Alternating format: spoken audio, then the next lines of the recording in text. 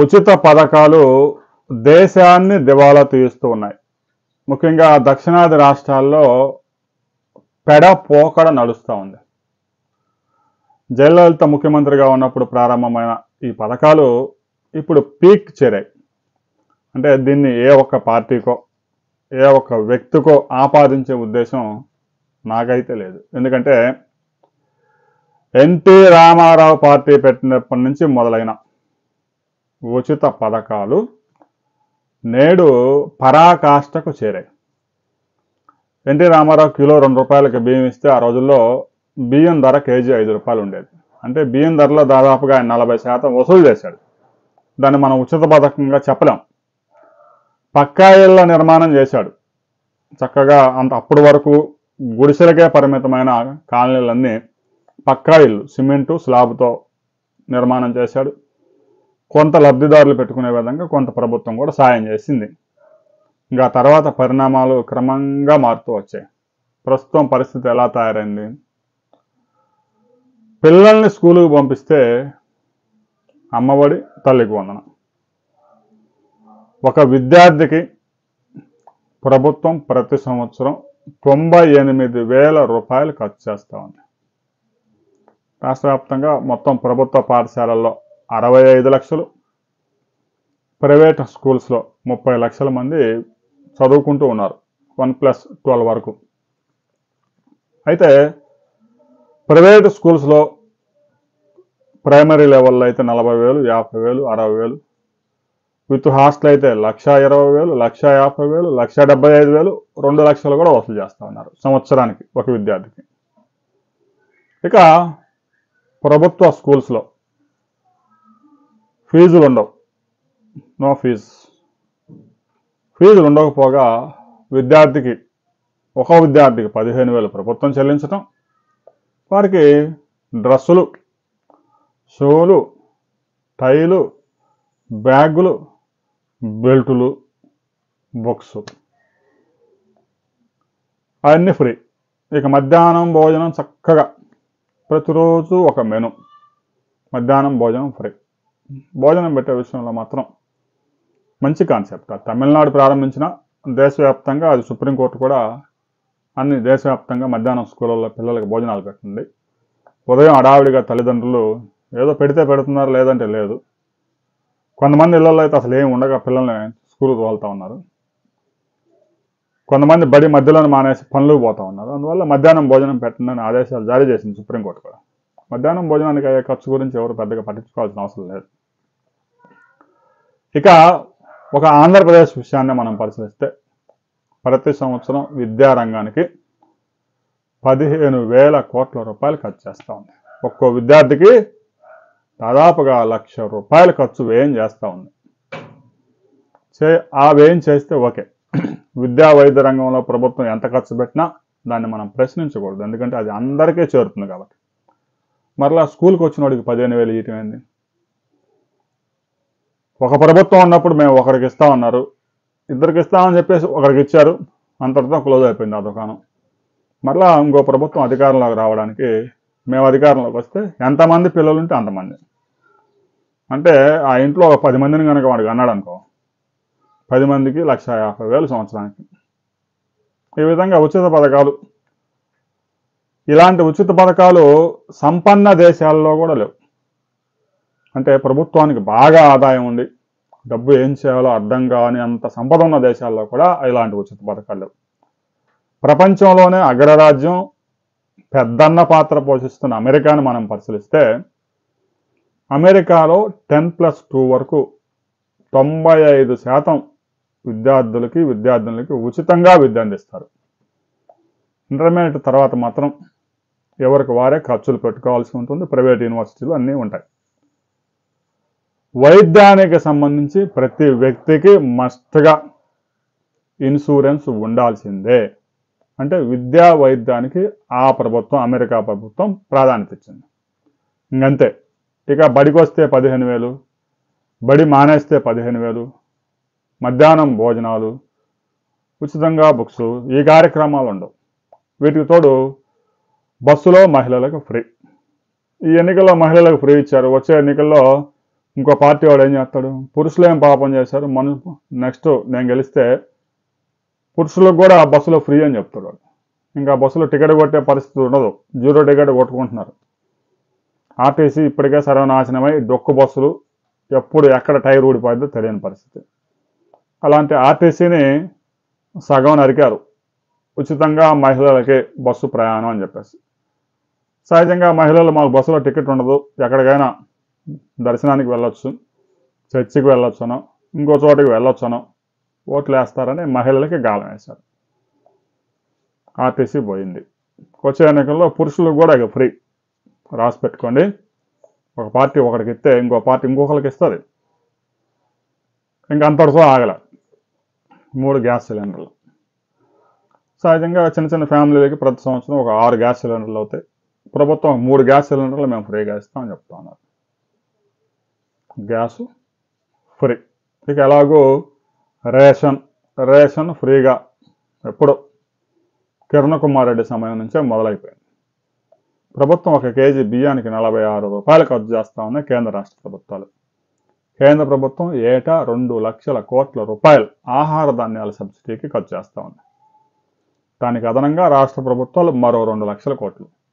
మొత్తం మీద దేశంలో 4 లక్షల కోట్ల రూపాయలు బూడిదలో పోసిన పన్నీరు. ఎందుకంటే ఆ దొడ్డుబియ్యం ఎవడు తినడంలా. తెలంగాణ ప్రభుత్వం సన్నబియ్యం ఇస్తున్నామని చెప్తా ఉంది. కొంతవరకు సాటిస్ఫైడ్. వాళ్ళ యొక్క ప్రయత్నాన్ని మనం మెచ్చుకోవాల్సిందే. ఆహార ధాన్యాలు ఎవరు తినడం లేదని తెలిసినా కూడా అల్లావు బియ్యం తీసుకొచ్చి పంపిణీ చేస్తా ఉన్నారు. ఆ బియ్యం తీసుకున్నాడు ఏం చేస్తా ఉన్నాడు, అక్కడే 10 రూపాయలు గుమ్మరిచ్చి 100, 150, 200, 250 జేబులు వేసుకుని పోతా ఉన్నారు. వారు 15 రూపాయలకి మిల్లర్ దాన్ని మిల్లు వేసి దాన్ని మళ్ళీ పాలిష్ చేసి గుర్తుపట్టకుండా చేసి మళ్ళీ దాంట్లో వేరే కలిపి 25 రూపాయలకి కాకినాడ నుంచి ఆఫ్రికా దేశాలకు తీసుకెళ్ళి కేజీ 75 రూపాయలకు అమ్ముకొని ఏ పార్టీ అధికారంలో ఉన్నా వ్యాపారం చేసే వాళ్ళు మాత్రం వాళ్ళే ఉంటారు ఆడ. ఎందుకంటే ఏ పార్టీ అధికారంలో ఉంటే వాడికి ముడుపులు ఇస్తారు. మరి బియ్యాన్ని ఎడిపోతున్న ఎవడు తినడం లేదనే కామన్ సెన్స్ అధికారులకు కానీ మంత్రులకు కానీ ఉండదా? లావు బియ్యం ఎవడు తినడం లేదని తెలియదా? మహా అయితే అత్యంత పేదరికంలో ఉన్న ఒక 5% మంది 10% మంది తింటూ ఉంటారు. 90% తినడం అలా. మారిస్తే సన్న బియ్యంలోకి మార్చండి, లేదు అంటే డబ్బులు ఇవ్వండి. ఎవడు కావాల్సిన అడుగు అనుకుంటాను. 46 రూపాయలు ఎలా ఖర్చు పెడుతున్నాం? 46 రూపాయలకి మార్కెట్లో సన్నబియ్యం దొరుకుతూ ఉన్నాయి. తెలంగాణలో ఆ రాష్ట్ర ప్రభుత్వం ప్రకటించింది దొడ్డు రకాలు సాగు చేయవద్దు అని. రైతులంతా సన్నాలు సాగు చేస్తూ ఉన్నారు. సన్నాలు సాగు చేసిన రైతుకి క్వింటాకి 500 రూపాయలు అదనంగా ప్రభుత్వం చెల్లిస్తూ ఉంది. సరే, ఆ రాష్ట్ర ప్రభుత్వానికి ఆదాయం ఉంది, చెల్లిస్తూ ఉంది. ఆంధ్రప్రదేశ్లో కూడా దొడ్డు రకాలు రైతులు సాగు చేయవద్దు అని ప్రభుత్వం ఆదేశాలు జారీ చేయాలి. దొడ్డు రకాలు సాగు చేస్తే మేము కొనుగోలు చేయం. ఆ దొడ్డు రకాలు రేషన్ బియ్యం ద్వారా ఇస్తే ఎవడు తినడం లేదు. దొడ్డు రకాలు ఎవరైనా సాగు చేస్తే వాళ్ళంతా వాళ్ళు అమ్ముకోవాలి అని ఆదేశాలు జారీ చేయండి. మరలా ఓట్లు పోతాయని భయం అక్కడ. ఈ విధంగా ఉచిత పథకాల గురించి చెప్పుకుంటూ పోతే ఇక ఫీజు రియంబర్స్మెంట్. ఇంటర్మీడియట్ దాకానేమో అమ్మఒడి, తల్లికి వందనాలు. అక్కడ బీటెక్లో జాయిన్ అవగానే ఫీజు రియంబర్స్మెంట్. 4 సంవత్సరాలు చదువుతాడు, 4 లక్షల రూపాయలు ప్రభుత్వం కాలేజీకి చెల్లించాలి. ఇక ఆరోగ్యశ్రీ. ఈ ఆరోగ్యశ్రీ ఫస్ట్లో చిన్నగా స్టార్ట్ అయ్యి వైట్ రేషన్ కార్డు ఉన్నవాడికి మొదలై ఇప్పుడు ఆంధ్రప్రదేశ్లో రేషన్ కార్డు ఉన్న ప్రతి వాడికి 25 లక్షల రూపాయల ఆరోగ్యశ్రీ అట. జగన్మోహన్ రెడ్డి 2024లో అధికారం కోల్పోయే సమయానికి హాస్పిటల్స్కి 4,000 కోట్ల రూపాయలు బకాయిలు పెట్టి వెళ్ళిపోయాడు. కూటమి ప్రభుత్వం వచ్చిన తర్వాత చిన్నగా 400 కోట్లు 500 కోట్లు చెల్లించుకుంటూ 15 నెలల కాలం చిన్నగా లాక్కొచ్చారు. ఇప్పటికే 3,000 కోట్ల బకాయిలు ఉన్నాయి. ఆ హాస్పిటల్స్ మేము ఇంకా చేయలేము, ఆరోగ్యశ్రీ మేము నిలుపుదల చేస్తూ ఉన్నాం, మాకు అవసరం లేదు అని చెప్తా ఉన్నారు. ఎందుకంటే 2022లో వైసీపీ అధికారంలో ఉన్నప్పుడు చేసిన ఆపరేషన్గా వాడికి ఇంకా డబ్బులు రాలేదు. మరి ప్రతి నెల కరెంటు బిల్లులు 10 లక్షలు 15 లక్షల జీతాలు, మెయింటెనెన్స్ అద్దెలు అన్నీ హాస్పిటల్స్ కూడా స్ట్రెస్లో ఉన్నాయి. అది ఆరోగ్యశ్రీ. ఫీజు రియంబర్స్మెంట్, ఉచిత బస్సు, ఉచిత గ్యాసు, తల్లికి వందనం, రైతు వ్యవసాయం చేస్తే 20,000 రూపాయలు, ఆటో నడిపితే 15,000, చేపలు పడితే 25,000, అసలు ఏ పని చేయకుండా పనుకున్న వాడికి సంవత్సరానికి 2 లక్షల రూపాయలు. ఇక వృద్ధులకి 4,000, వికలాంగులకు 6,000, మంచంలో కొనుక్కొని అసలు లెగలేనోడు ఉంటే 15,000. ఈ విధంగా ప్రభుత్వం, ఒక ఆంధ్రప్రదేశ్ ప్రభుత్వమే కాదు, తెలంగాణ ప్రభుత్వమే కాదు, కర్ణాటక, మహారాష్ట్ర, కేరళ, తమిళనాడు, ఈ దక్షిణాది రాష్ట్రాలన్నీ అరాచకంగా తయారయ్యాయి.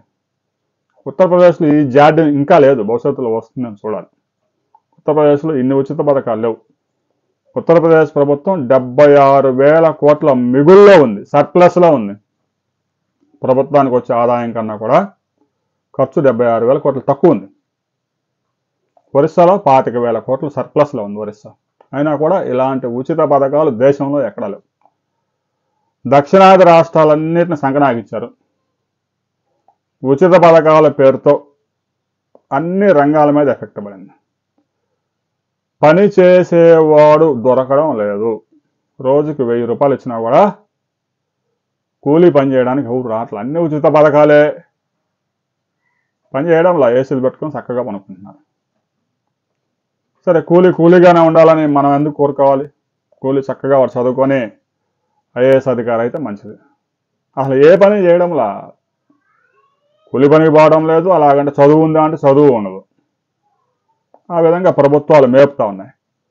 వ్యవసాయం చేయాలంటే పశ్చిమ బెంగాల్ నుంచి, నేపాల్ నుంచి, ఛత్తీస్గఢ్ నుంచి, బీహార్ నుంచి వచ్చి వరి నాట్లు వేయాలి. నాటు వేసేవాడు ఆంధ్రప్రదేశ్లో, తెలంగాణలో దొరకడంలో. కొబ్బరి చెట్టు ఎక్కి కొబ్బరికాయ దింపేవాడు లేడు. ఒక్క చెట్టు ఎక్కి కేరళలో ఒక్క దింపేవాడు లేడు. ఈ విధంగా కూలీల ధరలు 1,000 రూపాయలు పెరిగిపోయి వ్యవసాయ రంగం మరింత సంక్షోభంలో కూరుకుపోవడానికి ప్రధాన కారణం ఉచిత పథకాలు. దీని మీద మీకు ఏమైనా అనుమానాలు ఉన్నాయా? ఉచిత పథకాలు సర్వనాశనం చేసింది వ్యవసాయ రంగాన్ని ముందుగా. మిగతా ఇండస్ట్రీ కూడా ప్రమాదకరమైన ఇండస్ట్రీలో పనులు చేసేవాళ్ళు దొరకడంలా. అందుకే అత్యంత పేదరికంలో ఉన్న బీహారు, ఉత్తరప్రదేశ్, ఛత్తీస్గఢ్, ఒడిశా, బెంగాల్ నుంచి గుంపులుగా కార్మికులు దక్షిణాది రాష్ట్రాలకు వచ్చి కష్టపడి పనిచేసుకొని రోజుకు ఒక 1,000 రూపాయలు సంపాదించుకుంటున్నారు. ఆ 1,000 రూపాయలు ఆయా రాష్ట్రాల్లో అక్కడ పనిచేస్తే వాడికి 200 అవుతుంది. అందువల్ల ఇక్కడికి వచ్చి అక్కడ క్యాంపుల్లో ఉండి 3 నెలలు 4 నెలలు ఉండి పని చేసుకొని మళ్ళీ 15 రోజులు 20 రోజులు ఆయా రాష్ట్రాలకు వెళ్తా ఉన్నారు. అమరావతి రాజధానిలో పనులు జరుగుతూ ఉన్నాయి. 30,000 మంది కార్మికులు ఉన్నారు. 10 మంది కూడా తెలంగాణ వాళ్ళు, ఆంధ్ర వాళ్ళు లేరు. వ్యవసాయ రంగంలో కూలీలు దొరకడం లేదు. నిర్మాణ రంగంలో ప్రస్తుతానికి కొన్ని వర్గాలు కష్టపడి పనిచేస్తూ ఉన్నాయి. రాబోయే రోజుల్లో వాళ్ళు కూడా వచ్చే అవకాశం లేదు. ఈ విధంగా ఉచిత పథకాలు పెట్టి దక్షిణాది రాష్ట్రాలను సర్వనాశనం చేశారు. ఉత్తరాది రాష్ట్రాలు కొంతవరకు బెటర్. ఢిల్లీలో మహిళలకు ఉచితంగా రైలు ప్రయాణాలు, బస్సు ప్రయాణాలు, ఆ ఢిల్లీ రాష్ట్రాన్ని ఆప్ పార్టీ వాడు నాశనం చేసినాడు. ఉచితాలని పరిచయం చేశాడు. ఇంకా అదృష్టం ఏంటంటే ఉత్తరప్రదేశ్, గుజరాత్, మధ్యప్రదేశ్, రాజస్థాన్, ఒరిస్సా, బీహార్, పశ్చిమ బెంగాల్ ఈ రాష్ట్రాలకు ఇంకా పాకల. వచ్చే ఎన్నికల్లో ఒక్కోడు ప్రవేశపెడతారు. తాజాగా బీహార్లో ఆర్జేడీ కీలక నేత తేజస్వి యాదవ్ ఇంటికి ఒక ప్రభుత్వ ఉద్యోగం ఇస్తానని చెప్పాడు. కేసీఆర్ వారసుడు. కేసీఆర్ కూడా 2014 ఎన్నికల ముందు ఆంధ్ర వాళ్ళని తరిమి కొడితే ఇంటికి ఒక ప్రభుత్వ ఉద్యోగం అని చెప్పినాడు. అదే షెడ్యూల్ ఫాలో అవుతున్నాడు బీహార్లో తేజస్వి యాదవ్. అధికారంలోకి వచ్చిన 20 రోజుల్లోనే చట్టం చేస్తాడంట ఇంటికో ప్రభుత్వ ఉద్యోగం. మరి బాగా చదువుకున్నోడే, చదువు లేనోడేం కాదు. ఇంటికో ప్రభుత్వ ఉద్యోగం ఎలా సాధ్యం అయిద్దిరా? బీహార్లో 3 కోట్ల కుటుంబాలు ఉన్నాయి. కుటుంబాలు జనాభా అయితే 10 కోట్ల పైనే, పుట్టలు. మరి 3 కోట్ల ప్రభుత్వ ఉద్యోగాలు ఎలా సాధ్యం అవుతుంది? నువ్వు అధికారంలోకి రావడమే నీ యొక్క లక్ష్యమా? బీహార్ ప్రభుత్వంలో మొత్తం కలిసిన 12 లక్షల ఉద్యోగులు ఇప్పుడు పనిచేస్తా ఉన్నారు. మరి 3 కోట్ల ప్రభుత్వ ఉద్యోగాలు ఎలా ఇస్తావు? సరే, ప్రైవేట్ రంగంలో ఉద్యోగాలు అంటే ప్రభుత్వ రంగంలో 5%, ప్రైవేట్ రంగంలో 95% ఉద్యోగాలు ఉంటాయి. కాబట్టి మేము అధికారంలోకి వస్తే పెట్టుబడులు తీసుకొచ్చి, పరిశ్రమలు తీసుకొచ్చి ప్రైవేట్ రంగంలో ఉద్యోగాలు కల్పిస్తామంటే నమ్మటానికి కొంచెం దగ్గరగా ఉంటుంది. ప్రభుత్వ రంగంలో 2,90,00,000 ఉద్యోగాలు ఇస్తారంట అధికారంలోకి వస్తే. 20 రోజులు అధికారంలోకి వచ్చిన 20 రోజుల్లో చట్టం కూడా తీసుకొస్తారంట. ఎందుకంటే ఈ ఉచిత పథకాలను దాటి ఇంకొక అడుగు ముందుకేసాడు. నమ్మే వాళ్ళు గొర్రెలు ఉంటారు కాబట్టి ఆ గొర్రెలన్నీ ఓట్లు వేస్తాయి. రేపు గెలిస్తే గెలవచ్చు. ఎందుకంటే అక్కడ ఆ జేడీ, ఆ బీజేపీ, ఆర్జేడీ మధ్య తీవ్రమైన పోటీ ఉంది. పొత్తులు నడుస్తూ ఉన్నాయి.